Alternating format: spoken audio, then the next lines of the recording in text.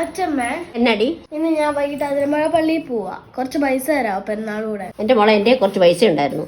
നിന്റെ അമ്മ ആ ജെറിനും കൂടെ ആ പൈസ എല്ലാം അടിച്ചു പോയി.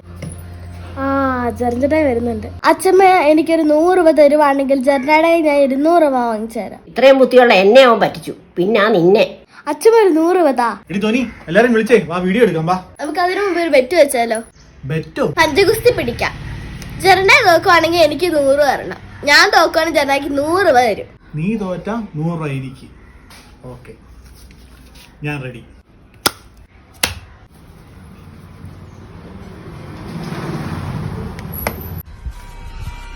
തുടങ്ങാം. ഓക്കെ, 1 2 3.